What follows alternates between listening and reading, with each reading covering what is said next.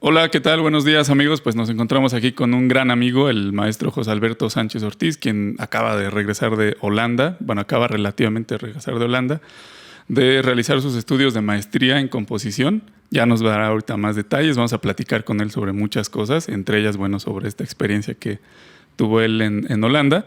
Pero bueno, además de lo mucho que nos puede aportar en el sentido académico, pues además es un gran amigo muy querido por mí. Y bueno, te doy la bienvenida, querido Beto. Muchas Muchas, gracias. muchas gracias a ti por la invitación y es un gusto estar de nuevo aquí en la escuela, que No, tanto, pues tanto ha significado para mí también. claro que sí, pues para la escuela yo creo que es muy importante que tú hayas regresado, sobre todo porque los alumnos tienen ahora ese referente de que salen de aquí, pueden hacer otras cosas, regresar y seguir haciendo producción y aportaciones para el Estado, para la ciudad. Oye, pues platicando un poquito, bueno, y primero de este acercamiento que tuviste tú en Europa ya a nivel profesional, a nivel académico, a mí me gustaría saber mucho, en grandes rasgos, cuál es tu experiencia al llegar allá. O sea, qué tanto bagaje traes académico y cultural y de qué tamaño fue el shock llegando allá. Bueno, sí fue un shock importante, culturalmente hablando. La situación también en Europa creo que para los migrantes es complicada. Digo, no me pongo en esa posición tampoco, no me fue mal, pero es una situación complicada, Claro. ¿no? Y el shock cultural al principio, sobre todo los primeros meses, fue también considerable, ¿no? Estar en un ambiente distinto, hablar un idioma que no es el tuyo, tratar de comunicar ideas de forma clara, pero a veces no encuentras la manera o la Claro. forma, aunque sepas cómo decirlo en otro idioma, pero sabes cómo transmitir todo lo que quieres decir.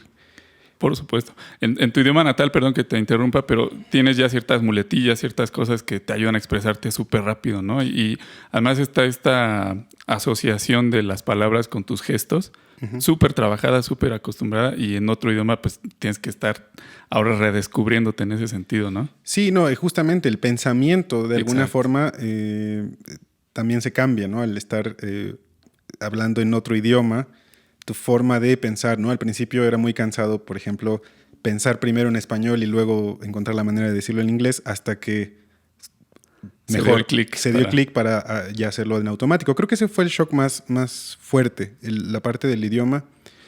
Y bueno, aunque a pesar de eso, yo creo que también la sociedad holandesa, y en particular Rotterdam, que es donde yo estuve, es un lugar de muchos migrantes, hay muchas culturas en el mismo sitio, ¿no? Sí. Entonces, eso siempre creo que fue una de las mejores experiencias, aparte, claro, del conocimiento musical, pero creo que una de las experiencias que más valoro es haber conocido gente de muchos orígenes y cómo eso te aclara la mente para quitarte prejuicios, para quitarte complejos o malas experiencias, ¿no? Y saber que entre todas las diferencias culturales también hay muchas similitudes, sin importar el origen, Por ¿no? supuesto. Fuiste como que a descubrir a la humanidad en muchos de sus sentidos, ¿no?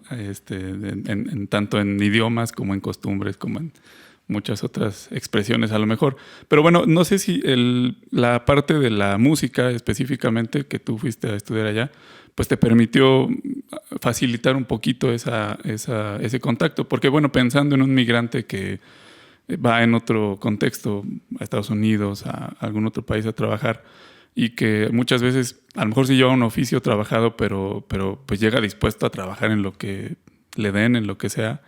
En ese sentido, ¿tuviste una gran diferencia con lo que ibas a hacer? O sea, tu contexto musical y artístico te permitió abrirte puertas que a lo mejor no hubieran sido posibles de otra manera. No, yo creo que sí. Obviamente yo ya tenía pues una experiencia tanto académica y profesional en México. Eh, un poco como guitarrista, principalmente como compositor y arreglista también, y como profesor, ¿no? Entonces creo que esas tres áreas de mi vida me ayudaron mucho a poder integrarme con músicos de otros países y de otros Ujú. estilos incluso, Y eso me dio como la base para, digamos, aterrizar finalmente en ese nuevo lugar donde estuve. Exactamente, fíjate que pensando en eso, para mí se me vienen a la mente muchos compositores latinoamericanos que han ido a estudiar a Europa y luego regresan a incidir en su lugar de origen. Y bueno, un poco por ese lado, recuerdo, por ejemplo, en algunas entrevistas o artículos que leí sobre Piazzolla, sobre una de estas primeras experiencias con Nadia Boulanger, sobre el cómo componer música diferente a lo que él estaba acostumbrado a hacer, ¿no? Y esta gran anécdota en donde ella le dice, no, pues, a ver, o sea, sigue haciendo tangos, pues eso es lo tuyo, te quedan muy bien. Y no, o sea, no creo que sea así como decir, bueno, ¿para qué le buscas por otro lado? Porque seguramente habrá tenido una gran capacidad para hacer otro tipo de música. Pero bueno, creo que ahí estaba un consejo muy válido, ¿no? Como seguir lo que tú quieres hacer, lo que te apasiona. Y en ese sentido a mí me gustaría saber si tu paradigma o digamos, tu preferencia artística, tu gusto, cambió a tu regreso. Bueno, yo no creo que haya cambiado, pero sí una de las grandes preguntas que tenía cuando llegué allá es ¿quién soy como compositor? Y es más, creo que se extendió después a quién soy en general, ¿no? ¿Cuál es mi identidad? Obviamente sé lo que soy, pero no necesariamente eso define, o lo que hago más bien, pero no necesariamente eso define quién soy, ¿no? ¿Cuál es realmente la esencia? Y tuve una experiencia similar con uno de mis maestros, él me decía, es que lo que tú haces va a salir en algún momento. Digamos, tú lo tienes ya de forma muy interna, ¿no? Ya lo tienes asimilado de tal manera que, aunque no quieras, eso que tú haces va a salir. Uh-huh. Es parte de tu imaginario sonoro, ¿no? Es parte de lo que tú tienes aquí adentro. Entonces, saldrá en algún momento. Y él me sugería más bien explorar otras cosas, pero no con la intención de abandonar lo que hacía, sino más bien para contrastarlo con lo que yo ya hacía normalmente. Órale. ¿Mm? Claro, como que estás midiendo un poquito lo que hacías con lo que haces. Y bueno, yo creo que esa curva nunca se acaba, ¿no? Al final regresas a ver lo que hacías antes y siempre son como escalones para seguir avanzando. Sí, y justamente algo importante fue que él me decía, es que así vas a hacer que lo que normalmente haces, tu estilo o tu esencia como compositor, incluso resalte más que antes, porque ahora la estás contrastando con otras cosas, la estás confrontando con ideas que tal vez no sería lo primero que se te ocurre. Claro. ¿No? Y en este sentido, fíjate, yo desde que he escuchado tu música, siempre he notado un sello o una preocupación porque por lo menos la obra tenga unidad y funcione y se perciba como una obra que está viva. Pero no sé, ahora que tocas este punto y que estamos un poco más filosóficos, si lo podemos decir así, ¿ya te descubriste? O sea, ya viste, o sea, ya dijiste, pues sí, como que, no sé, por decir algo, por ponerlo como ejemplo, el primero, cuarto, quinto siempre me funciona y esa es mi receta del éxito. Bueno, no podría decirlo, yo creo que no. Una metáfora que un amigo, un querido amigo allá me decía es que nosotros podemos escoger el barco donde estamos o la lancha en donde vamos, pero el río sigue. ¿Sí? Entonces yo puedo decir en este momento, claro, ya encontré mi voz o mi estilo, pero el río sigue. Claro. Esa lancha donde yo estoy o donde yo digo que ya me planté como compositor, en realidad sigue avanzando. Ah, claro. Sigue en el flujo. Claro. Uh-huh. Entonces es muy difícil decir que ya encontré un estilo o que ya encontré mi voz. Y me pasó igual una anécdota. Tuve el gran privilegio de trabajar con un compositor de mucha experiencia en Holanda, Klaas de Vries. Y bueno, él era por sus 75 cumpleaños. Uh-huh. Hizo una obra. Yo colaboré con él en la parte de la espacialización y la realización electrónica. Y yo le comentaba esta situación, ¿no? Es que no sé, todavía no sé si ya encontré mi voz. Y él me dijo, yo también. ¿no? Me dice, yo también, esta pieza que acabo de hacer, que tú me vas a ayudar, si tú me dices que se puede hacer, yo te creo, porque yo no sé cómo hacerlo, ¿no? Y estaba yo, y me dijo, yo tenía mis reservas de si esto iba a funcionar. Y es un compositor que ha estado en activo más de 50 años. Claro. Entonces, creo que, claro, uno va encontrando su camino, pero como ya decir, ya encontré la voz, el estilo, pues no sé, creo que es Sí, muy claro. complicado. Sí, ya, sí. O sea, aparte creo que uno es el juez más duro consigo mismo, ¿no? Es como que difícil de decir, no, pues sí, ya, de aquí soy, ya me encontré por acá. Claro, habrá muchos intereses o muchas inquietudes en el camino y encontraremos cosas que sabemos que nos funcionan o que sabemos hacer bien, ¿no? Como tú decías hace un ratito tocando el punto de los arreglos, bueno, tal vez no es que precisamente ya encontraste tu voz en eso, pero sabes cómo hacer un arreglo efectivo, que funcione, que además, pues bueno, sea fácil de comercializar incluso, si lo queremos ver así.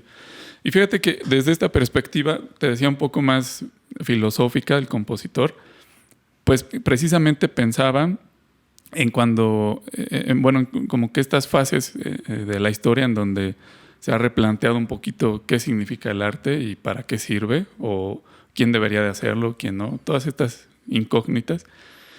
Y bueno, platicando con algunos amigos sobre esto, pues veíamos en algunos compositores anteriores a pues nuestra era o la música como la conocemos, tal es el caso, por ejemplo, de Stockhausen o de compositores alrededor de él, que fue como uno de los grandes referentes de su época. Pues justo esto, ¿no? De haber vivido una época en la que la tonalidad, por ejemplo, se rompió, se estiró mucho y prácticamente se veía que ya no había mucho que hacer en esa misma línea, en ese mismo camino. Y entonces empezaron como los replanteamientos de la música, ¿no? ¿Qué es la música? ¿Cómo debería de producirse? Si solamente los instrumentos o si se puede considerar música otro tipo de sonidos, etcétera, etcétera. ¿Cuál fue para ti como el primer acercamiento a este tipo de pensamiento? Y bueno, ¿qué experiencia tuviste, digamos, cuando escuchaste tu primer obra de música concreta o de música electroacústica? Pues tuve inquietudes por la música electroacústica desde hace tiempo antes de irme, pero realmente nunca tuve un acercamiento real, ¿no? Había escuchado algunas de las obras icónicas tal vez, pero realmente no terminaba de comprender el por qué hacerlo, si eso me era algo útil en ese momento. Yo creo que lo descubrí justo hasta llegar a Holanda.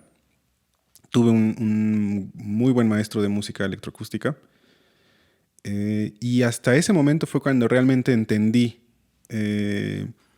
lo que para mí significaba. No es que diga que ya entiendo toda la música electroacústica o algo así, pero fue cuando yo entendí lo que para mí podía significar, ¿no? Una extensión del universo sonoro que yo poseo, ¿no? Todos tenemos, así como tenemos un conjunto de memorias visuales, memorias olfativas, tenemos también una acumulación de memorias auditivas y de ahí se nutre nuestra imaginación para componer. Claro. Entonces, el experimentar sonidos que no puedes escuchar de otra forma, que no puedes percibir en la música, digamos, convencional. Uh-huh. No me gusta ese término, pero bueno, para diferenciarla, o en la música instrumental. Creo que justamente a mí el descubrimiento más importante fue el acceso a una forma distinta de escuchar. Órale. Y a una librería de sonidos que no hubiera descubierto de otra forma. Sí, totalmente. Ahí puede estar radicando la importancia de pues no sé si llamarlo género o corriente artística, pero o sea, es uno de los grandes logros, ¿no? O sea, creo decir, bueno, ya hicimos mucho con lo que había en el mundo físico, ahora vamos a crear con lo que hay en la mente y vamos a descubrir nuevos sonidos, incluso a inventar conceptos, ¿no? Como bueno, platicábamos sobre la música, por ejemplo, la violencia en el arte. Ahorita me acordé justo Ujú. de ese tema que platicaba con Alfonso Santillán, a quien le mando un saludo.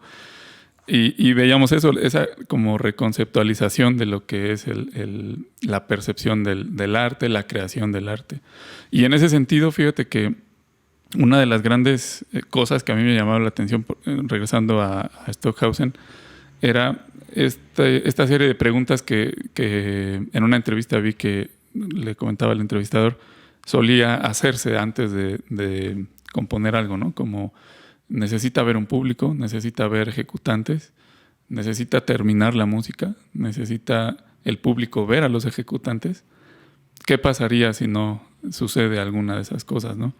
Vi, por ejemplo, que alguna vez hizo una especie de concierto experimento en donde la gente estaba en una casa, en un recital de música, creo que electrónica o con participación de algunos instrumentos, pero pocos en realidad. Pero el público no podía ver a los músicos. Entonces, el experimento consistió en dejarlos escuchando y grabar el concierto, hacer algunos procesos electrónicos, dejar sonando la grabación y paulatinamente ir sacando a los músicos.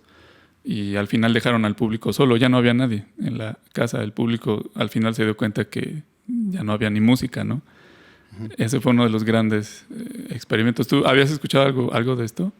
Bueno, no, por ejemplo, de ese experimento no, pero sí de música de Stockhausen que digamos, en términos o comparado con el arte, por ejemplo, con la pintura, digamos que él expande los límites del lienzo. Nosotros pensamos que el lienzo de la música es, bueno, en primera es el tiempo y el espacio. Y creo que él lo que hizo fue expandir esos límites, ¿no? De hacer un lienzo que a veces se expande hasta el infinito en uno de los dos, ¿no? En tiempo o en espacio. Uh-huh. ¿No? Por ejemplo, el famoso cuarteto de esto con helicópteros, ¿no? Ajá. Creo que ese es un ejemplo de cómo expande el lienzo hacia el espacio, Claro. en el espacio, ¿no? Claro. O por ejemplo, Auslicht, que es una ópera que es larguísima, que no se ha tocado nunca completa y que además creó una mitología propia con una combinación de ideas de muchas culturas, y es una obra monumental, ¿no? Que está extendida en el tiempo también. Claro. Sí, y bueno, muchos ejemplos, ¿no? Por ejemplo, ahorita estaba pensando en Gruppen, Uh-huh. esta obra igual monumental en términos de la cantidad de músicos que hay que tener. Y a propósito, en la misma entrevista, fíjate que leí algo que jamás creí escuchar o leer de Stockhausen.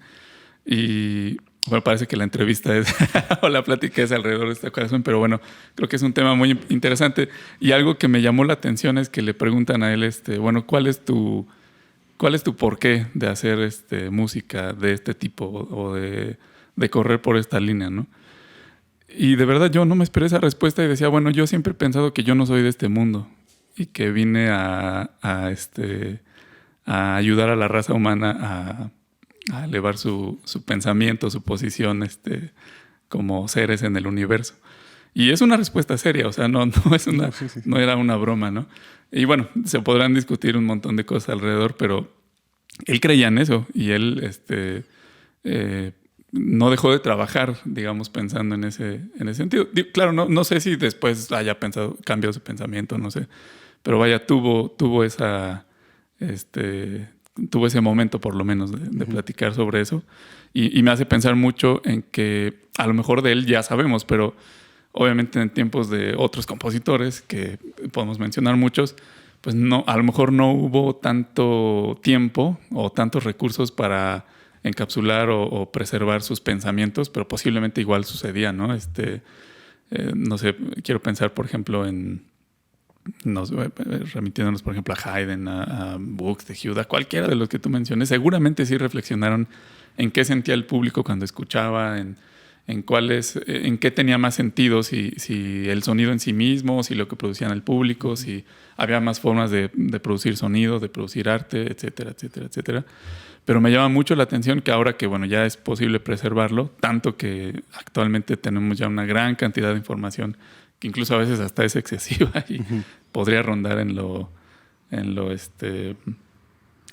como en una especie de pandemia ideológica. Sí. O ruido. O ruido, más bien. Ruido en general, ruido informático. Exacto. Entonces, no sé, ahí pensando en ese tipo de reflexiones y de cosas, ¿se te vienen a la mente obras que sean un poco producto de esa gran reflexión? No solo de él, o sea, en general en este corte de la música electroacústica o del arte sonoro. Pues bueno, yo creo que en general, agregando así algunas cosas a lo que comentabas, creo que el punto es la tecnología disponible en el momento de alguna manera ha condicionado esta exploración, ¿no? Porque como tú decías, tal vez, no sé, a mí me encanta la música de Mashop, por ejemplo. Uh-huh. Me parece que su música es muy actual, en realidad.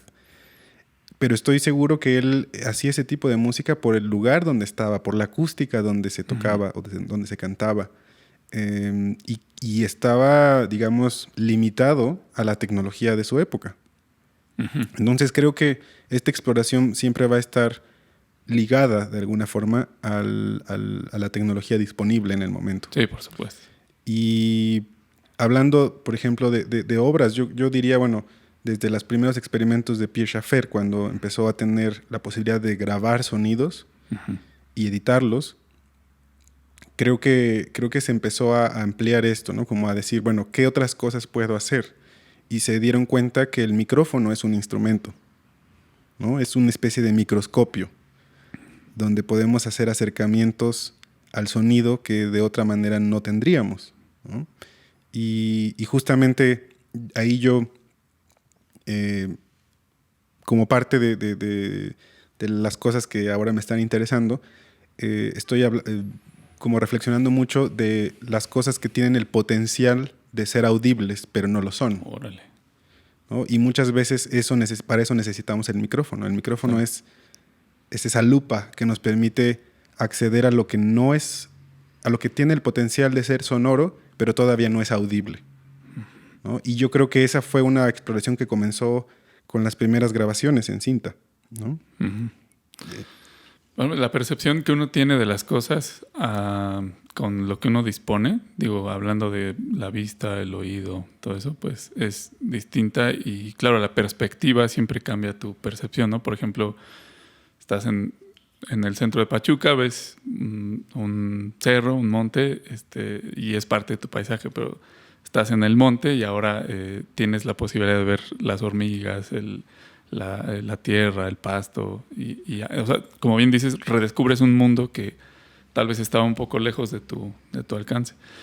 En ese sentido, bueno, obviamente te digo, la percepción cambia mucho. ¿Crees que aplique este principio de la física que habla sobre cuando algunos eventos son observados, cambian su comportamiento?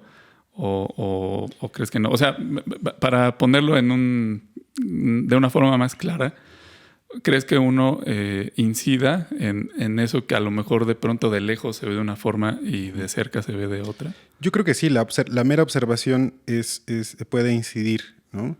Pues este es este principio de incertidumbre. De incertidumbre, ¿no? Claro. Lo único que, justo, yo estoy en ese como debate interno, probablemente. Hace poco estaba leyendo a un filósofo, Graham Hartman, es un filósofo bastante reciente, y él tiene una teoría que se llama ontología orientada a objetos. Y una de las principales cosas que él dice es que los objetos interactúan independientemente de la presencia o la conciencia humana. Entonces, en ese sentido, sí, creo que la observación puede afectar el resultado, pero no solo la observación humana o la interacción humana, sino la interacción entre objetos de distinta naturaleza. Si no fuera así, la Tierra no giraría por la gravedad. O sea, los humanos no tenemos nada que ver con que la Tierra gire, por ejemplo. Sí. ¿Qué componente tan extraño nos regalaron, ¿no? Bueno, yo siento, ¿qué caso tiene saber eso cuando no se aprecia o como para qué? O sea, digo, es a lo mejor otro punto de discusión y seguramente alguien ya lo habrá abordado, pero siento que el arte es una forma de expresar eso humano, eso que traemos ahí por dentro. Y últimamente tal vez ha sido a lo mejor profundizado de una forma un poquito más intensa por la velocidad en la que se procesa y se comparte la información. Pero sí me llama la atención que cada vez más gente, por ejemplo, conoce estos, a lo mejor de forma muy general, como yo hace un momento, estos principios de incertidumbre, estos términos de física cuántica, estas cosas que pues hace unos 10 años pues eran a lo mejor menos conocidos, ¿no? Y eso, bueno, va detonando cada vez más y más y más complejidad no solo en el desarrollo del arte, sino en la demanda de lo que se quiere escuchar. Y bueno, también va abriendo una brecha todavía más grande o un contraste más grande entre el arte de consumo corriente y el arte a lo mejor de una elaboración un poco más compleja. Claro, no quiere decir que una esté bien y la otra está mal, pero sí se hace más grande esa brecha, me parece. Y bueno, también siguiendo un poquito por esa línea, pues pensando en lo nuevo, en lo que viene, en lo que sigue, platicando alguna vez contigo, me habías contado, valga la redundancia, que quieres hacer algunas obras a lo mejor en un futuro con el uso de la inteligencia artificial. Y esto me llama mucho la atención porque, te digo, ahora ya no solo es que la observación cambie el resultado o algo, sino que, como te decía, bueno, nuestra percepción es la que le da a lo mejor el valor a esas cosas tan bellas, tan feas, tan grandes, tan chiquitas, tan lo que sea. Y entonces ahora cuando interviene un factor de inteligencia artificial, a lo mejor no lleva implícito ese valor perceptivo, ¿no? Sino ahora está tratando de interactuar con la naturaleza o con el mundo real, pero desde un punto de vista lógico, preprogramado, no sé cómo llamarlo. Y bueno, no sé si este sea alguno de los factores que tú has considerado o más o menos por dónde va tu concepción de la música en ese sentido. Bueno, justo ahora, en primera, creo que lo expandí un poco más a arte sonoro. O sea, me gusta a veces usar más el término arte sonoro porque, digamos, nos quita un poco esa obligación de llamarle música a algo o no. O incluso la duda de si eso no es música, si hay instrumentos o no hay instrumentos, etc. Entonces, eso por un lado. Y por otro, creo que para mí es importante en este momento la experiencia, más que el discurso, ¿no? Y eso creo que siempre lo he tenido muy claro. Yo con mi música nunca he tratado de decir nada. Más bien, yo sé de qué se tratan, pero en mi opinión sería muy pretencioso decirle a la gente de lo que se trata y decirle esto es lo que tienes que escuchar y recibir de mi música, ¿no?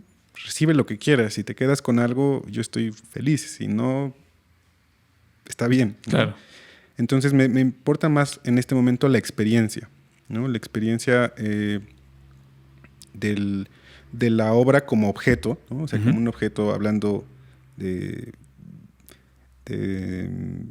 filosóficamente como el objeto, como ontológicamente hablando, ¿no? Como lo experimentamos. Y una cosa importante que en este momento estoy explorando es cómo manifestar o cómo hacer audible cosas que no son audibles, lo que te decía. Sí, ¿no? lo que me decías. Entonces, desde,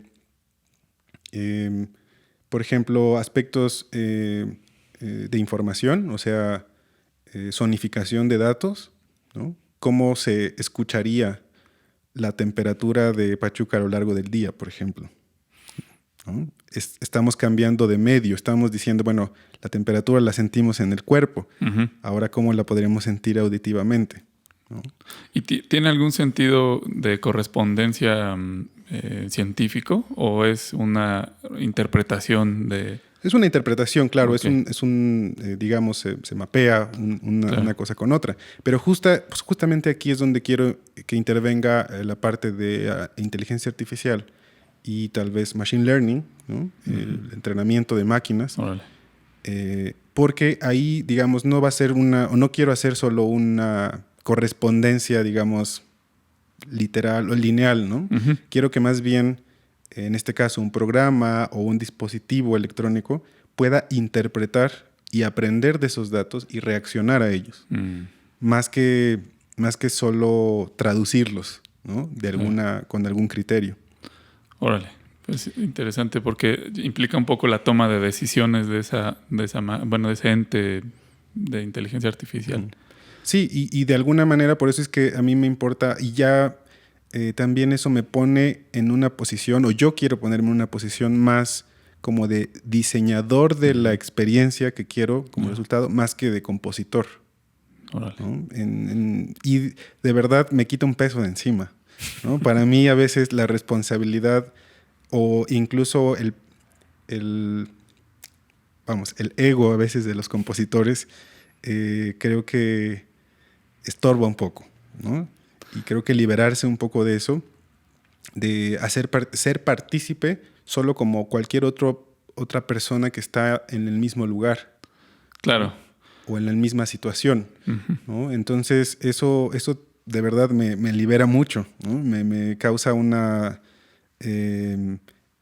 puedo explorar mejor las cosas, el sonido, la misma experiencia y no preocuparme porque todo depende de mí. Órale. Y bueno, justo tuve una experiencia interesante hace un par de años. Hice unas grabaciones aquí alrededor de la mina Paraíso. Uh-huh.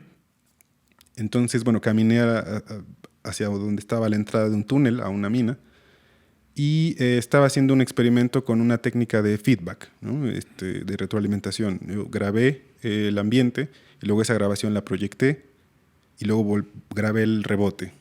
Y así repites ese proceso hasta que se van filtrando las frecuencias resonantes, ¿no? Y entonces obtienes una especie de armonía del lugar, Órale. del espacio. Uh-huh. Pero en el proceso fue muy interesante porque estaba yo solo y grabé y había aves en el ambiente. Y luego proyecté la grabación y las aves estuvieron interactuando entre sí. Las aves estuvieron platicando con ellos mismas, ¿no? Y fue una experiencia, para mí una experiencia estética. Claro. Única. Única que no dependía de mí. Bueno, o dependía de mí tanto como dependía de las aves. Uh-huh. ¿No? Sí. Yo no era necesariamente el creador de esa experiencia. Sí, ese tipo de conceptos siempre me han llamado mucho la atención porque a veces si no se explican con esa claridad o con esos ejemplos, no se alcanzan a apreciar del todo, ¿no? Por ejemplo, uno podría escuchar o ver los videos de los experimentos con animales que se han hecho con sonidos o estas improvisaciones que se han hecho con flauta y algunas aves y que responden.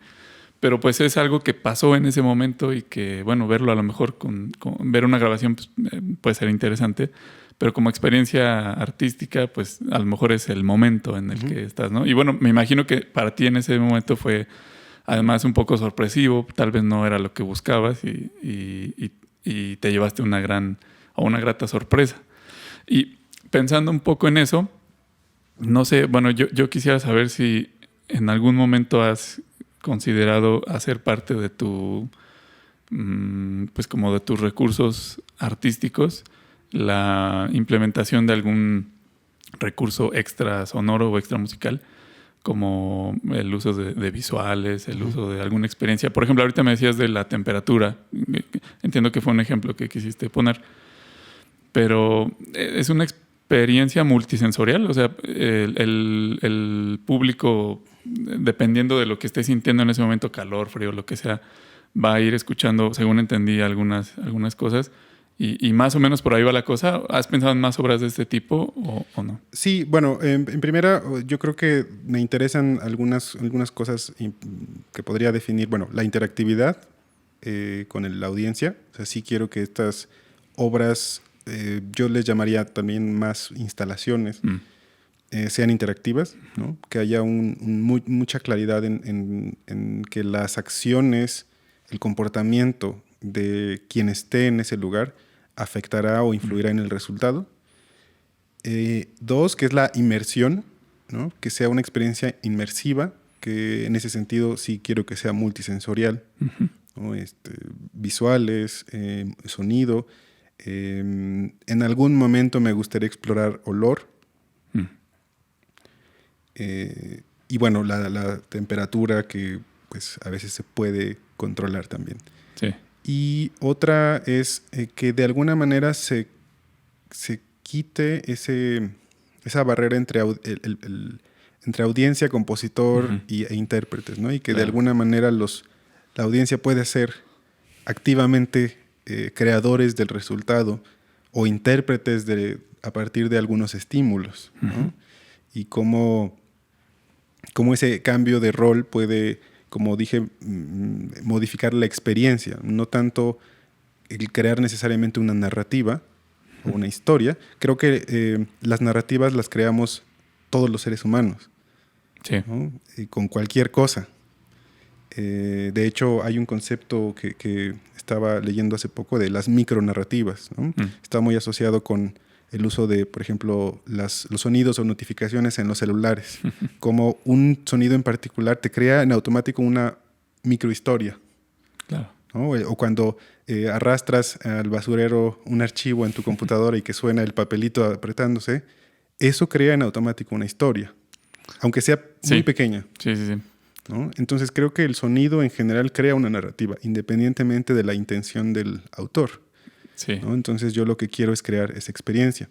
Y sí, yo diría que para mí esas son dos cosas, ¿no? La inmersión y el aspecto de la interactividad. Perfecto, está muy padre. Además, creo que es muy enriquecedora la plática porque estaba pensando ahorita también que estabas explicando lo de la micronarrativa en esta serie de teorías que se han dado a lo largo de la historia, como por ejemplo el condicionamiento, ¿no? Escuchas algo y te detona algo en la mente.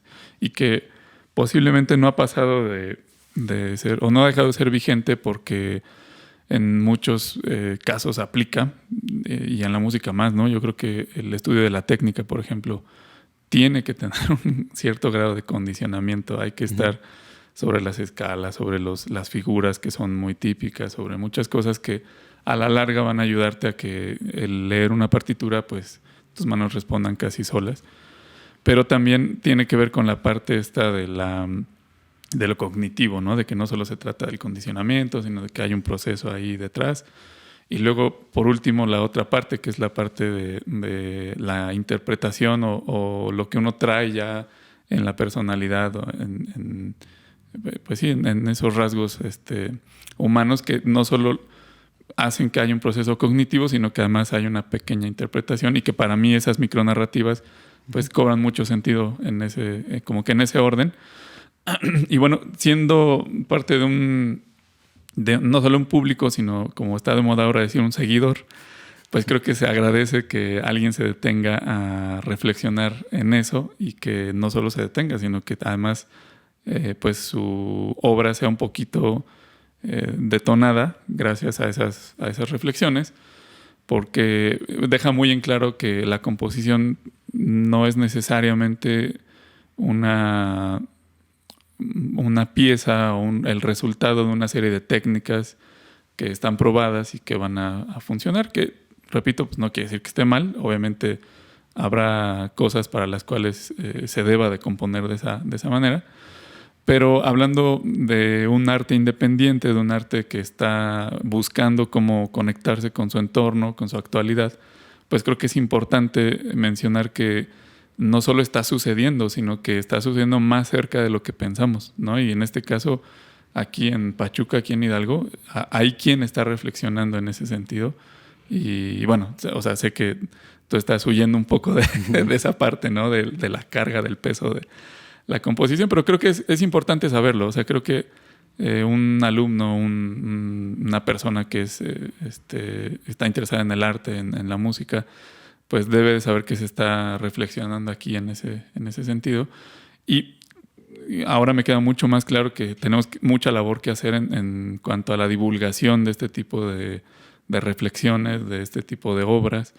Y bueno, me gustaría invitarte después a que no solo en este tipo de espacios, pero también pues en lo que podamos colaborar aquí en la escuela, con los egresados, con los maestros, con los compañeros, pues demos lugar a esas reflexiones. Creo que a mí me parecen muy, muy importantes, un poquito desconocidas a lo mejor, pero creo que le dan mucho sentido a los poquito más de 20 años que lleva la escuela sembrando semillas por acá. Y yo creo que además, para mí, en lo personal, mi historia en la música comenzó hace también 20 años, ¿no? Entonces, y empezó aquí. Entonces, para mí siempre es pues sí, un placer, y también me siento siempre muy honrado de estar aquí, de participar en lo que se pueda con la escuela, porque ha sido una parte muy importante de mi formación y y ya de mi vida personal también, ¿no? Claro. Aquí tengo amigos, gente que me ha visto crecer, literalmente, Sí. ¿no? Porque yo empecé hace 20 años aquí. Y creo que algo importante que podría agregar es que me interesa una forma mucho más neutral de hacer música, mucho más, no sé si la palabra es, no sé si usarla, pero bueno, una forma mucho más democrática de hacer música, ¿no? Donde el peso, el ego, no radique solo en una persona o en un grupo de personas, sino que la música como actividad colectiva pues se convierte realmente en eso, ¿no? En una actividad horizontal, donde realmente todos sean parte, porque, vamos, claro, el artista es importante para el resultado, ¿no? Pero la audiencia es la otra mitad, ¿no? O al menos una parte importante, ¿no? Entonces no podemos ponernos nosotros en un pedestal y dejarlos a los demás, ¿no? A admirarnos, ¿no? Sino más bien creo que me interesa compartir en ese sentido, en una forma mucho más horizontal, ¿no? En una forma neutral, ¿no? Porque algo que a lo largo de los últimos años he ido pues leyendo, descubriendo, es que muchos de los avances tecnológicos, hace rato hablábamos de la tecnología también, pues han sido producto de la guerra o de formas de control o poder, ¿no? Y creo que el Internet fue una herramienta de comunicaciones en la Segunda Guerra Mundial. Las herramientas tecnológicas con las que se empezó a hacer música electrónica en los 50s eran también de telecomunicaciones en la Segunda Guerra Mundial. Los experimentos que hay sobre ondas ultrasónicas o subsónicas se están usando para crear armas no letales, para deshacer manifestaciones o algo así, cañones de sonido, ¿no? Entonces, ¿por qué no tomar esa tecnología y más bien usarla para otros fines? Claro. ¿No? Y pues esa es mi intención, o al menos creo que esa es mi dirección. No sé si intención, pero sí la dirección que quiero tomar. Pues está muy bien. Ya hay muchas cosas que yo creo que podríamos platicar y desarrollar de ahí. Espero que nos dé para otra ocasión. A lo mejor a mí me gustaría destacar esa parte de el despegarse un poco de lo que te puede dar tal vez el producto o el resultado de tu trabajo. Es muy loable. Creo que solo en contadas ocasiones se ha llegado a ver, ¿no? Ahorita se me ocurría también cuando le preguntaban a Haydn si le gustaba ser famoso, y él decía que eso era muy efímero, que a él no le interesaba, ¿no? Que al final quisiera tener más tiempo para poder aprender y componer más cosas. Pues en este sentido yo te agradezco todavía más el que nos estés compartiendo cosas. Estoy seguro de que los alumnos que vean este material, las personas en general que vean este material, pues van a sentir curiosidad por explorar un poquito más, ver lo que tú estabas platicando. Pues yo te invito a que si en algún momento quieres sugerir material o cosas que debamos escuchar, lo hagas con toda la confianza si tienes esa posibilidad.